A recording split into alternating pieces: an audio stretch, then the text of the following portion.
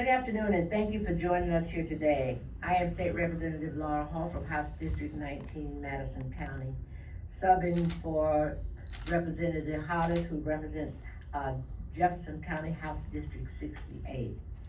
As we gather here this afternoon, it's House District 58. As we gather here this afternoon for this press conference, we cannot ignore what is happening.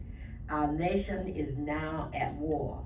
A war that is not authorized or declared by Congress. Already, we have sadly lost American lives, and we grieve for their families and loved ones. And so let's be perfectly clear. The majority of Americans didn't ask for this war and do not support this war. This is particularly true as Americans across the country, especially here in Alabama, are still struggling with the affordability crisis, as the increasing cost of living makes it harder and harder for the hardworking families to make ends meet. Instead of bringing prices down on day to day, we've seen them continue to rise on almost everything. In addition, Trump's DOGE cuts and the negative economic effect of Trump's illegal tariffs are hurting people and businesses throughout Alabama. That's why the Alabama House Democratic Caucus introduced the Tariff Relief Act last week, which is a legislative package designed to protect Alabama businesses and provide relief from the ongoing impact of the Trump administration and their destructive tariffs and trade war. The Alabama Tariff Relief Act aims to help a wide range of industries manage business disruptions through incentives and strategies to enhance domestic sourcing and stockpiling, modernizing logistics, strengthening supply chains, and build resilience. There are 8 bills that makes up the Tariff Relief Act, and the 8 bills that makes up the Tariff Relief Act are House Bill 547 through House Bill 555, and they focus on helping the following industries: medical, automotive, poultry, steel, aerospace, tourism, energy, and chemical manufacturing. We believe this act will help maintain Alabama's competitiveness in the global economy while protecting jobs at home. By now, people are feeling a great amount of financial insecurity, and for those that do not own a home or build credit or equity, remains key component in creating financial well-being. This particular area is really one of the main focus for Representative Hollis in terms of making sure our families today have the financial resources and have an opportunity to own their own homes through building credit and equity, and also having an affordable place for them to live. She also introduced House Bill 55, which would authorize mortgage services to allow mortgagors to make biweekly or semi-monthly mortgage payments and additional payment in the mortgage principal without there being a penalty. And so this bill passed the House unanimously last week and is currently in the Senate. This bill, if it's signed into law, is a huge win for homeowners, and one of the many steps that we can take as state legislators to help minimize the harm that have been caused by the lack of affordability, and also hopefully decrease some of the crisis surrounding the lack of affordability. Thank you, and I'd like to introduce Representative Penny McClammy from Montgomery, representing House District 76. Thank you, Representative Hall, for representing Representative Hollis. I'll begin by saying that those who think the affordability crisis is suddenly new, or if you think that it's just a made-up political talking point, you are deeply misguided. The affordability crisis is absolutely real. The reason it has occurred slowly and persistently over many years is due to stagnant wages and the cumulative year after year rise in the cost of living. Adding to the crisis, it is the fact that wealthy corporations and individuals were given enormous tax breaks by the Trump administration, and they're simply not paying their fair share. It's you and I, and workers across America and Alabama that have been paying the difference. Also, that millionaires and billionaires can have huge tax breaks, while average folks are trying to figure out how to put food on our tables. That's why we have worked tirelessly to remove all the taxes on groceries in Alabama. And we saw how important that this was in Alabama when SNAP benefits were suspended during Trump's government shutdown, which was the longest in our nation's history. We saw it because in Alabama, our food insecurity rate is high, with approximately 17.4% of the overall population facing food insecurity. This rate, which is higher than the national average of 13.5%, translates to roughly over 800 million people struggling to access sufficient, nutritious food. We saw it here because nearly 1 in 4 children in Alabama live in food insecure households. That's because, according to the Alabama Department of Public Health, Alabama remains ranked in the 5th or 6th poorest state in the nation, with 14.9% of residents living below the federal poverty line. So when Trump cut off SNAP benefits, Alabama suffered.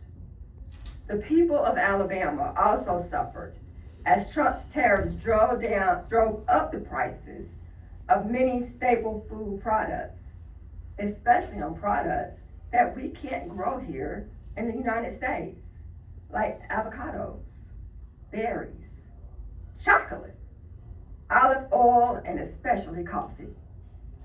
That's why it's critical to remove the state taxes on groceries permanently and to do more to end food insecurity, especially in some areas in the Black Belt, where food insecurity can be as high as 30%. It's for all these reasons that I have introduced House Bill 336, which would remove state taxes from groceries entirely. This is something that House Democrats have fought to remove for literally decades, and we're finally halfway there. Now, it's time to finish the job and eliminate this regressive and harmful tax once and for all. Like my colleague mentioned earlier, the affordability crisis has many individual components that have come together to cause prices to skyrocket. Removing state taxes on groceries is one of those components that will have a long-term benefit for everyone in the state of Alabama. That's why it's incumbent on lawmakers to look at each of these components and find ways to ease the financial burdens that have been placed on Alabama families, because they truly understand that every penny counts. Thank you. And I would like to introduce Representative Ontario Tillman from Bessemer, who represents House District 56. Thank you, Representative McClammy. I completely agree that the affordability is the number one issue that voters are asking us to address. People are angry about this issue, and rightfully so. What the voters are seeing right now are prices increasing, such as high grocery prices, housing prices, gas prices, as well as outrageous healthcare costs, all increasing. What we have here is the have-gots and the have-nots. In other words, the rich are getting richer, the poor are getting poorer, and the middle class is being squeezed out of existence. In this unpredictable Trump's economy, the everyday, hardworking person is suffering and having a difficult time making ends meet. This is because there is no stability in the markets right now, due to Trump's chaotic trade war, to Trump's tariffs, and most importantly, to the so-called Big Beautiful Bill, which is only beautiful to the top 1% in this country. This so-called Big Beautiful Bill has shredded assistance for those of us who need it the most.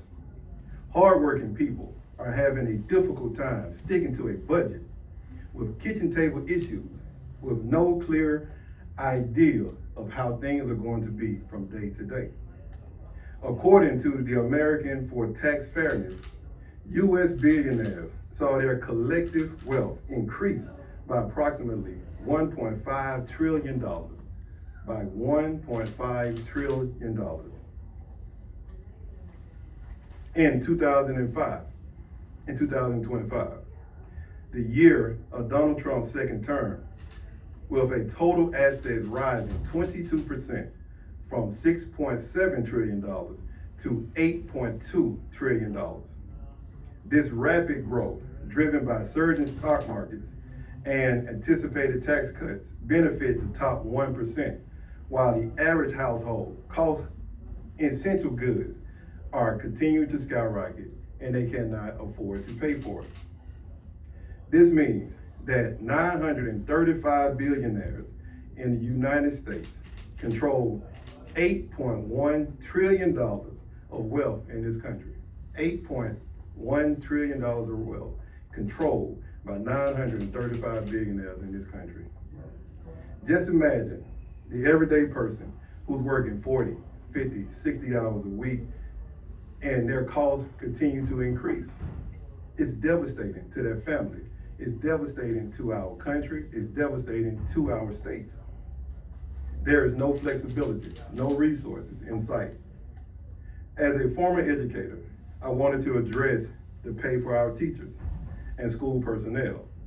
I wanted to ensure that they have a greater financial flexibility in order to help them budget throughout the year. That's why I introduced House Bill 62. House Bill 62 would allow salaries to be paid on a semi-monthly plan basis, while paychecks can be issued on the 1st and the 16th of each month. This measure will help people budget more effectively and to be able to address any unexpected costs or anticipated obligation that was unforeseen. It is a common sense policy that each school board can vote on this, so it's optional. It's not a mandate. While it may seem as a small thing, but it can make a world of difference to their family. With higher costs and bills the way that this economy is currently right now. As my House Democratic colleagues have said, since the beginning of session, we must take the affordability crisis head on, seriously. And we must come up with solutions to help the working class and the everyday person in this country, and especially in the state of Alabama. This is why we propose the Tariff Relief Act, the elimination of state tax on groceries, and my bill to allow teachers to be paid semi-monthly. And other critical and common sense approach to making sure that we take care of all the families in the state of Alabama, not just some, not just a few, but everybody in the state of Alabama. That is our job, and this is what we're here to do. So with that, we'll open up for any questions. Yes, sir.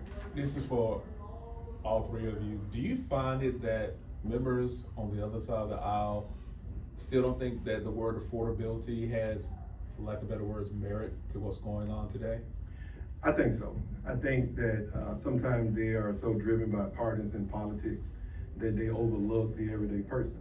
They overlook the union worker. They overlook the mom who's working 2 and 3 jobs just to make ends meet.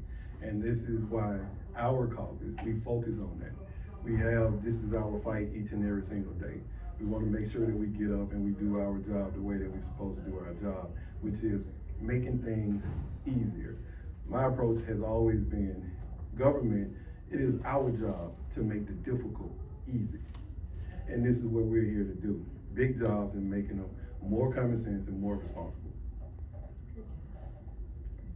I have a question real quick for Representative McClammy, in regards to the grocery tax. Is there still opposition to removing the rest of that tax? And I guess the other question is once the rest of that tax is removed, what discussion, have been had to replace that revenue? Are there other revenue sources that they're looking at right now? Yes, we have a task force that will be filing a joint resolution soon to try to ensure that force continues because it ends this year. And with that, there have been discussions of replacement, and that's due to income-driven tax, through the state. And your other question was? Was there still opposition to? Oh, yes, there are, of course. Okay. Yeah, of course, there is still opposition, especially now. We find every way to remove items from our education trust fund for frivolous things at times. But when it comes to talking about making sure that people can eat food to live, and have it be affordable, it seems as if we have to scratch our heads and cannot find a way, and we think that, well, we don't have enough funding. But as I've gone to my question has always been, how is it that we can find funding to, for instance, remove sales tax off of guns for a holiday, but we can't ensure that we can find remove our sales tax so that we can eat to live. So I continue to ask each and every one of you, and also as Representative Tillman said, I often invite people, please come down to the State House so that they can see you and see a person and hear your needs and look you in your face and let them know that when we come here with legislation, it's not because we just want to file a bill, but that we're working on your behalf and we need you down here to be present. If I can ask, Andre Morgan, I'm with WSFA. When you talk about removing the tax on food, no pun intended, but how do you all become creative enough that the folks on the other side of the aisle, that you can get them to have an appetite for what it is that you all are trying to do? Well, once again, it's about public presence.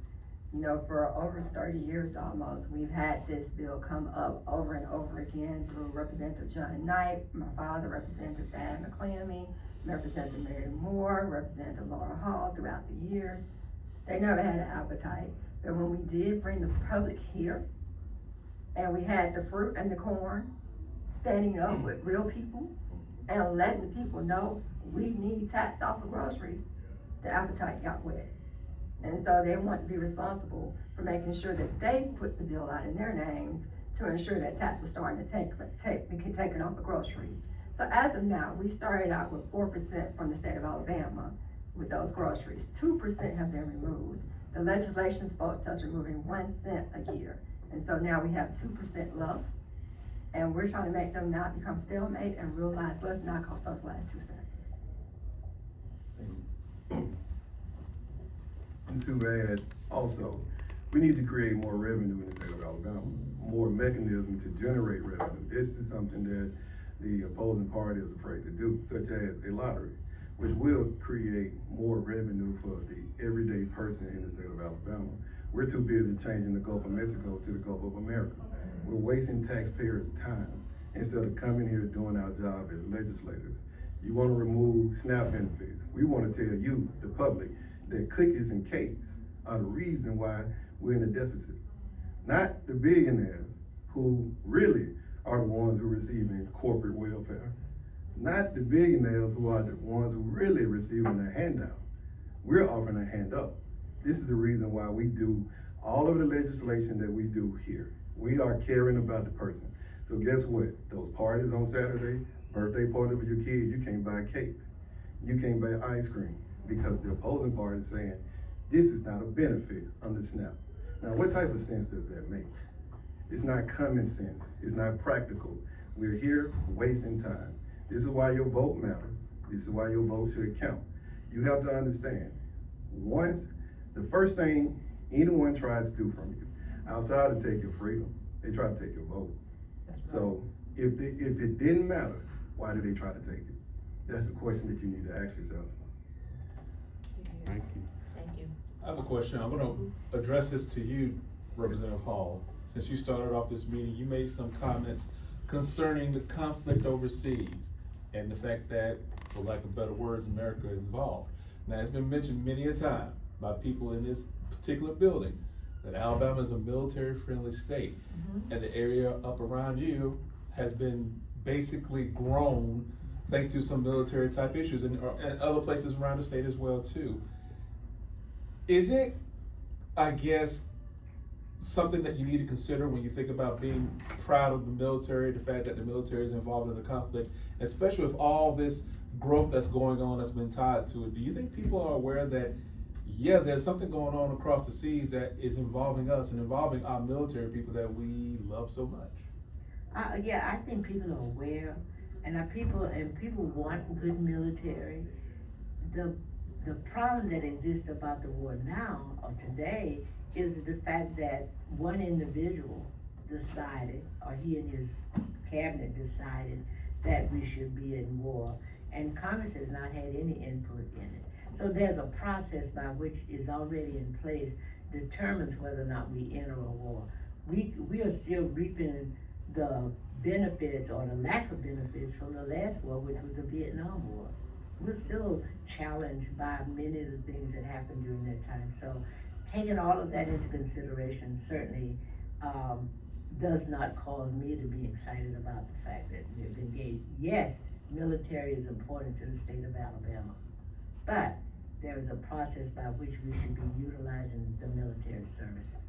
If I can piggyback off Randy's question, talk a little bit, if you can, with gas prices escalating, does that help you all's cause? Of course, because it eventually it'll be unaffordable. You can't drive your car, or you can't, instead of filling your tank at $20, it is now $30. Or if it was $30, it's increasing, and that cuts into some other funds. So yes, that's a major concern. And going to work. Yes, especially going to work. And, Go ahead. and to add to what Representative Hall just stated, we support our military. We support our men and women in uniform because that is our job. They are making the ultimate sacrifice to serve and represent our country. But what we have to do is make the same type of sacrifice and have the level of scrutiny for any type of war that we go into. We do not need another forever war. We're still fighting in Iraq and Afghanistan. Why? Why? So billionaires, oil people can continue to get money while the everyday person, man and woman, is around here dying. That is more important. Their lives. We don't need any boots on the ground. We don't need another forever war. We need to protect our men and women just like they protect us. If I can ask a question, as far as your bill is concerned, as far as teachers are concerned, Yes, sir. much like trying to remove the tax from food, we've been talking about that forever down here in Montgomery. We've also been talking about education reform. What is the disconnect when we talk about wanting to value education, but we don't want to pay teachers? And I think that's the huge disconnect as a former teacher as well as Representative Hall being a school teacher and Representative McClammy. I think for some reason they don't look at educators as professionals the way they should. Everyone has a seat at the table but educators. And I think that is a problem. I think some of them need to go and actually stand in some classroom and understand what the educator deals with each and every day. When it comes to changing up the pay, I think it's more or less of them not wanting to do the job. Like I keep hearing about the bill. I keep hearing why we can't do it. And I told them, how can we do it? I need to know can. I need to know how. Because again, that is our job as a government to make what is hard easy and to make our people better. This is an incentive thing. We have surrounding states that pay teachers twice a month. So we want to keep our teachers in state to educate our people, but we're allowing them to go to Georgia, just like they go to Georgia for the lottery. We're allowing them to go to Mississippi, just like they go to Mississippi for the lottery. Same thing with Tennessee. So why can't we do the same thing here? Again, if it was an ideal that they brought forward, I can guarantee you that we will support it. Because it doesn't matter. If it's good policy, it's good policy. So our job is to make sure we make good policy. We reach across the aisle a lot, all the time. So we just need the same thing in return. Just one second, I Thank you. want to say on that, is that I think all of us in this room and outside this room needs to remember, we wouldn't be here in this room and doing the jobs that we do if it was not for an educator. Yes. We have all been through the school system. Yes. And so they need to actually be paid because we are where we are because of a teacher. Yes.